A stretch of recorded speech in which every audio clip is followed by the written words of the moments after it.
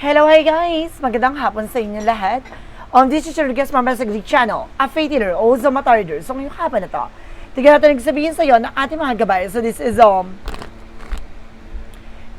is Archangel Michael messages for the sign of Aquarius. Aquarius, welcome to my channel. Ano kayong messages, advices, and spirit guides ang ating masasaga for today's video? Kanina kayang energy or kaganapan sa buhay ng mga Aquarius ang ating mahagilap. So guys, this reading is a general reading lamang, hindi lahat makaka-resonate. Kunin lamang po ang makaka-relate sa inyo and comment down below kung kaninong energy ang ating nasagap.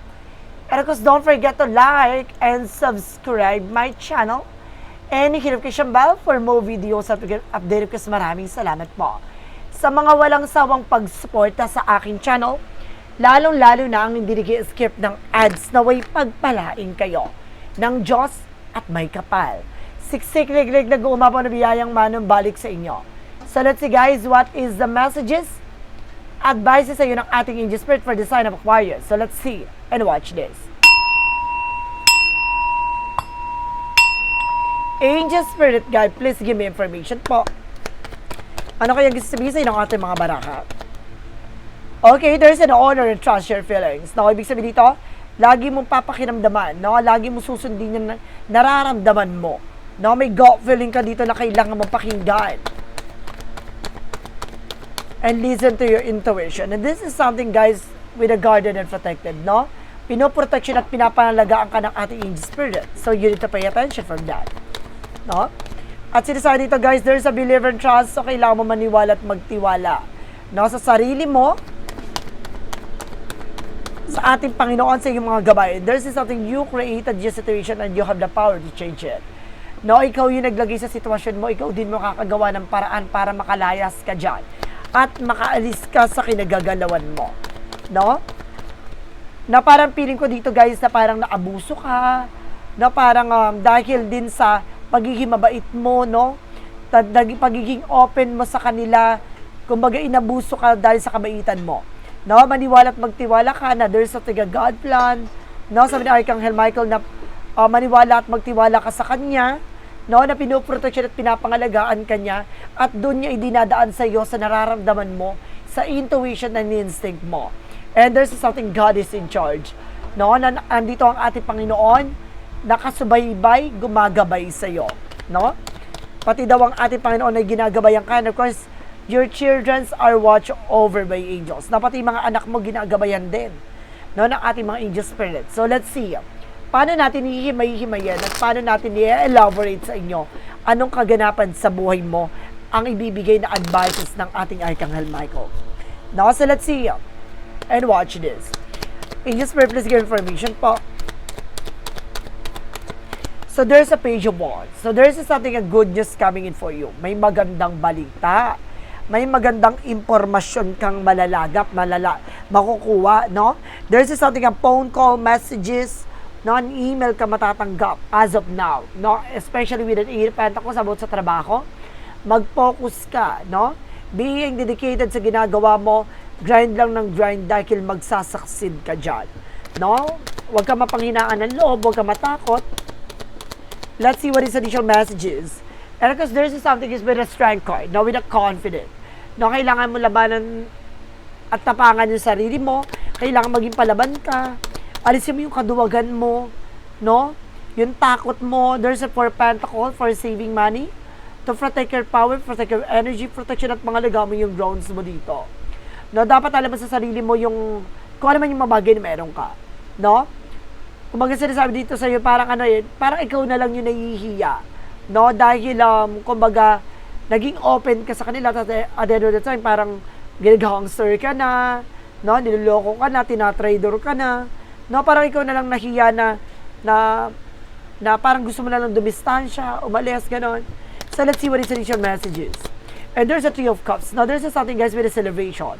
Now, magkakaroon ka ng celebration, that there's something happiness coming in for you. What is additional messages? And there's a Two of Swords, there's a decision that you need to make. So, kailangan mo rin mag-decision dito, na pagdating dito sa buhay mo, sa lahat ng gagawin mo, kaya kailangan lakasan mo ang pakiramdam mo. Na may mga bagay na hindi ka nakikita sa ngayon pero nararamdaman mo. No, na something difficult, something changes, no? or something improvement. What is the Page of Wands? Represent what? There's a Four of Wands, something celebration, na wedding, family gathering, and homecoming. Some of you magkakaroon ng higher level commitment. What is the Eight of Pentacles? Represent what? There's a Four of Swords, guys. So there's a something rest. So kailangan may pahinga yung utak at sarili mo dito. No, for para sa ng mga negativities, no? And there's an Ace of Swords with breakthrough. Magtatagumpay ka. No, kailangan mo lang talagang magtiwala sa sarili mo. Alisin mo yung takot at pangamba mo. And because there's something the full for leap of faith, no? Kumbaga magtiwala at maniwala ka sa sarili mo, nakakayanin mo, no? Protection at pangalaga mo yung grounds mo dito. No? And because kailangan mo i-surrender sa ating gabay. There's something, the Three of Cups, representing the Ten of Wands, something burden. No? Maraming mga obligation at responsibilidad. No? It comes from family. No? Some of you, kailangan nyo ng, kumbaga, kumawala dyan. No? Kasi inaabuso ka na, so kailangan mo na umalis dyan. No? Kailangan mo natutukan yung sarili mo, nagkakaedad ka na. No? May mga anak ka na. So, kailangan na magkaroon ka ng sariling disposition. No? This is something, guys, with the Ten of Cups, with the happiness, magiging masaya at magiging maligaya ka na. No? Magkakaroon ka ng something changes. No, kumaga unti-unti nang maliliwanagan, no, ang isip at ang pananaw mo. No, unti-unti mo na makikita ang kahalagahan ng kaligayahan, pamilya, sarili. What is the Page of Wands with the Four of Wands? Represent with the Six of Swords with the transition. Unti-unti nang binabago, no, ang iyong kaugalian, nakagawian, no, unti-unti mo nang palalayain yung sarili mo dito dahil sa mga nalaman mo. No, lahat ng natutunan mo. What is the Eight of Pentacles that goes the Four of Swords? Represent with the Nine of Wands. So, something of perseverance. So, kailangan mo magtiyaga, no? Tutukan yung mga bagay na priorities mo. No, ano ba talaga yung goals mo? Ano ba yung target and intention mo? Tutukan mo yan. And there's a tower moment for a major changes, no? Malaking pagbabago rin na magaganap sa buhay mo. No? Maaring, kumaga dahil sa pananampalataya at tiwala mo, lakas ang loob, no? Lahat ng mga bagay nito maglilinaw sa'yo, lilitaw na ano ba talaga yung priorities at purpose mo sa buhay. Now, what is the Four of Pentacles and the Full card? Referencing with the Knight of Cups. There's something, an offer, proposal, engagement. Some of you guys, no, babaguhin talaga ang buhay mo dito dahil ngayon natutunan mo na pahalaga ng sarili mo. No? Natutunan mo na mag-set ng boundaries sa sarili mo. No? Lalo-lalo na sa mga taong mapang-abuso, sa mga taong ginamit ka. No? Let's see what is the additional messages. And there's an Ace of Cups. Now, there's something, a big offer coming in for you. Now, big money coming in. May malaking perang papasok sa buhay mo. Now, magdadala sa'yo ng something changes, development. No? It says something, a big new beginning. A brand new beginning. Na pagdating sa sarili mo. No? Kung magpapahalaga mo ng sarili mo, mamahalin mo ng sarili mo, even your own first family. No? So, let's see what is additional messages. And there's a Devil card. Na maraming taong naiinggit, maraming taong tuso para agawin yung kaligayahan mo. No? Yung mga pinaghirapan mo, gusto nilang sila ang makaranas, no, ng kaligayahan or kasaganahan. So ngayon, sinasabi rin dito, maaring naiinggit dito sa'yo dahil masiyahin ka or masaya yung pamilya mo. No? Maaring, kumbaga, part din ng family mo na maaring may gumagawa ng black magic sa inyo. No, lahat, maaaring sinasabi dito, guys, no, may nanggugulo talaga sa pamilya nyo. No, with the family, may nanggugulo talaga with the Two of Swords. No, maaaring ginugulo niya kayo, nililin lang niya kayo with the Devil card. No, ang gumagawa nito ay maaaring related sa'yo or related sa asawa mo. It's either ka mag-anak nyong malapit or kapitbahay, kaibigan.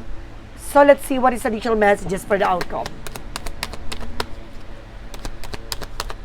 For the outcome is the Sun card. There's something pure positive outcome. Na magiging maganda ng kalalabasan dito, magiging maganda ng takbo ng sitwasyon mo. No, ang pinakakalalabasan dito ay maaaring maging masagana ka. There's a Ten of Pentacles with the long term and financial security. Na magkakaroon ka na pang matagalan. No?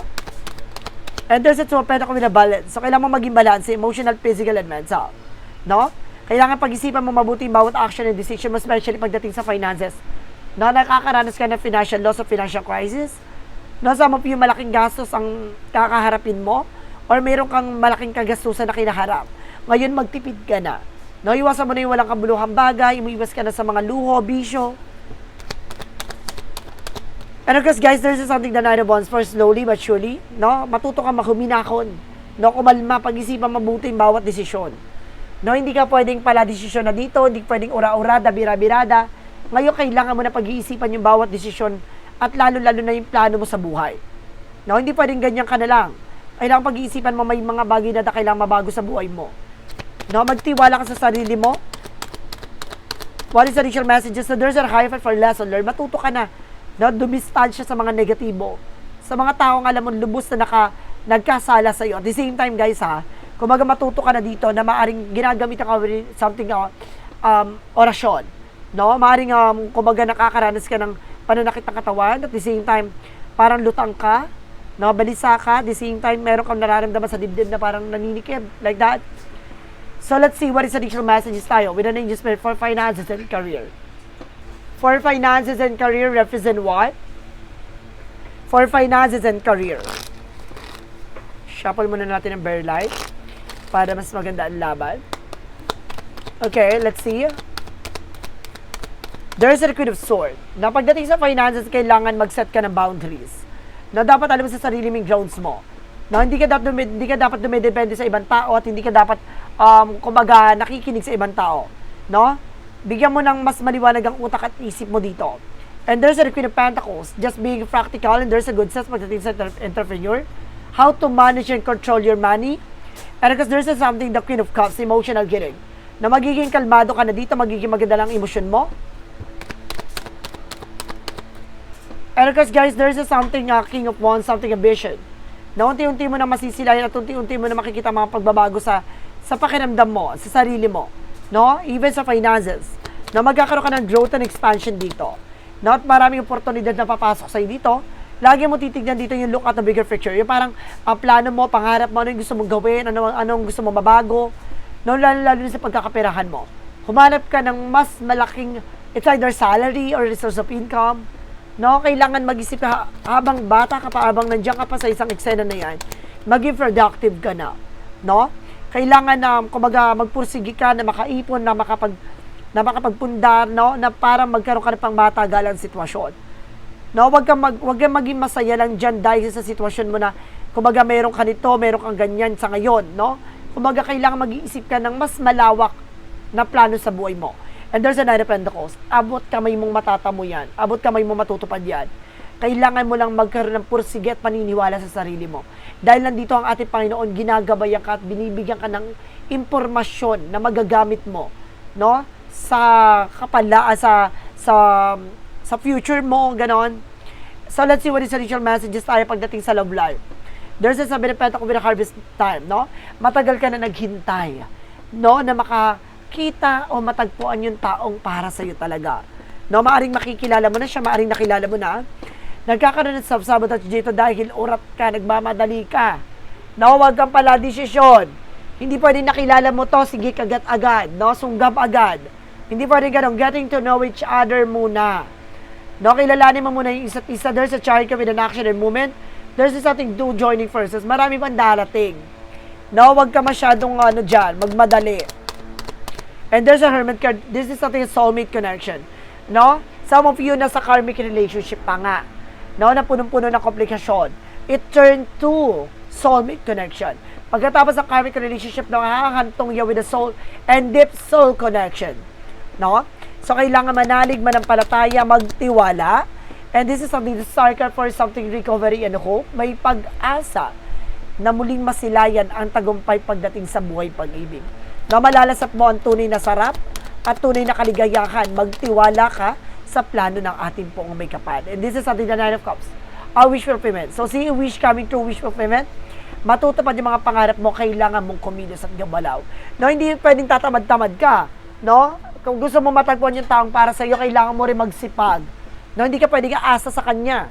Kailangan magkaroon ka ng something, kumbaga, disposition din sa sarili mo. No? Na magkakaroon ka ng growth and expansion for that. So, kailangan magkaroon kayo ng something partnership.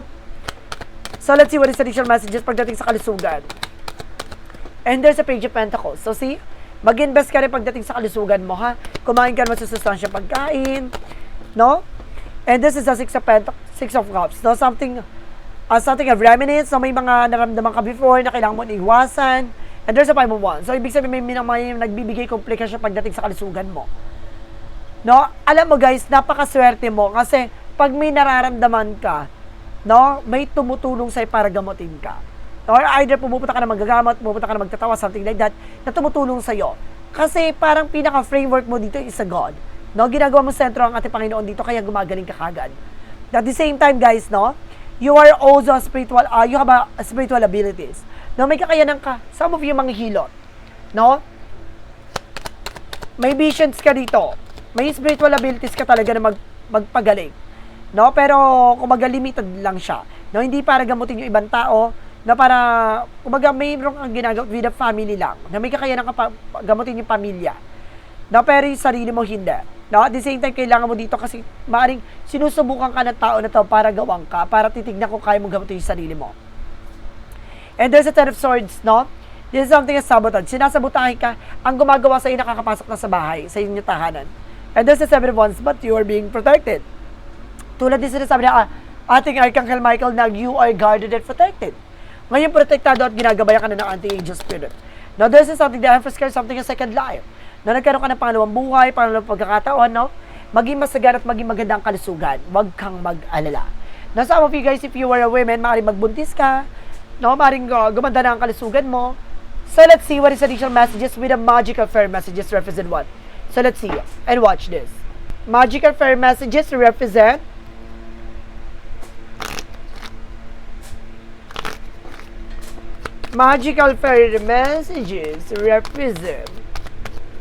wisdom, emotional healing. So, kung pagagalingin ang emosyon mo dito, ang pakiramdam mo, ang nararamdaman mo, magiging maganda na ang iyong nararamdaman, no? Hindi ka na basta-basta magagalit, maiinis, no? Kalmado ka na, gamay mo na yung nararamdaman mo, and then do some research, no? Kailangan mong tuklasin, alamin lahat ng bagay, no? Bago ka mag-proceed for another eksena. So, madaling salita, i-evaluate mo muna, i-analyze mo muna, and there's a let go. At kailangan mo ng pakawalan at bitaw kung ito ay hindi worth at hindi nag-serve sa'yo. So, let's see what is the synchronicities represent what? For synchronicities, represent guys with a beauty. Na magiging maganda na itsura mo, physical at buhay mo, aura mo, there's a retreat, disconnect from the world. So, it's time to disconnect from the world. No, kailangan marunong kang dumedma. No? And there's a love. No? There's a something love and dreamer. Matutupad yung mga pangarap yung dalawa ng person mo.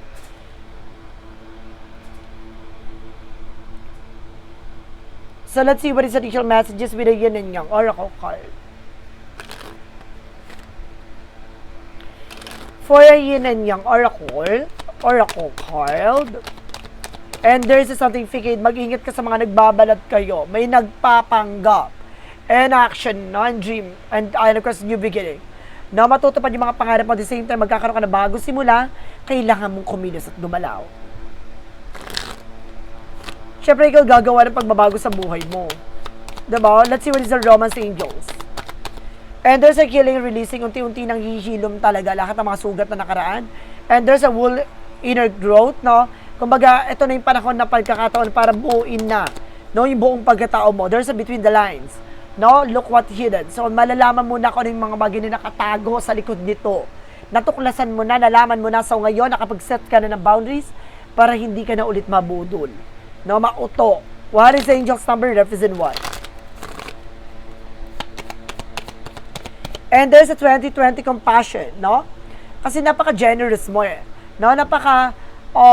Kumbaga, napaka-alaga mo, maasikaso mo sa bagay-bagay, kumbaga, konting kibot, kumbaga, kaya ka inabuso, no, dahil sa ganon. It is a confirmation that your assumption and beliefs are correct, but it's also an encourage you to use your talent and gift because they will benefit the world, your pockets, be of service to other, your potential is enormous. So, see, kumbaga, may may kakayanan ka para maging maunlad, no, mayroon kang gift sa universe na maaaring binigyan ka ng kakayanan at kaalaman na para may sa katuparan mo. No? Kasi may mga pangitain at may mga pasilip sa dito ng ating gabay na tama ang iyong nararamdaman, tama at ang iyong nakikita.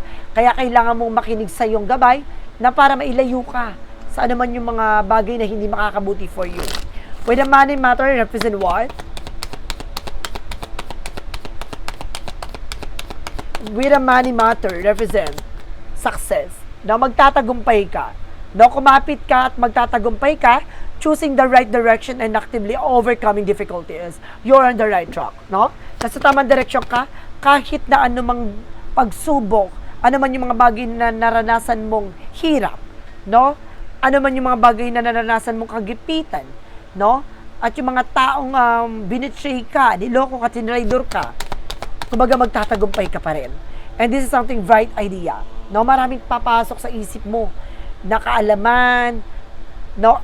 Creativities, na para makapag bukas ka ng panibagong opportunities. And this is something, guys, with the shedding, na mag-ingat ka sa mga nagbabalat kayo, mga nagpapanggap, no? Kung sinasabi dito, guys, mag-ingat kayo sa mga hindi totoo, no? So let's see what is the real messages, what lies beneath with the hidden future. What lies beneath with the hidden future? Let's see.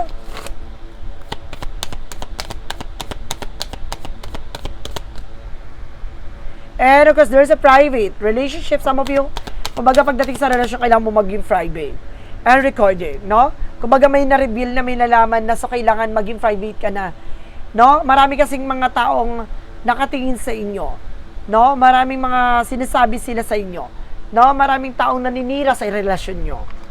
So let's see what is the clarify for love situation.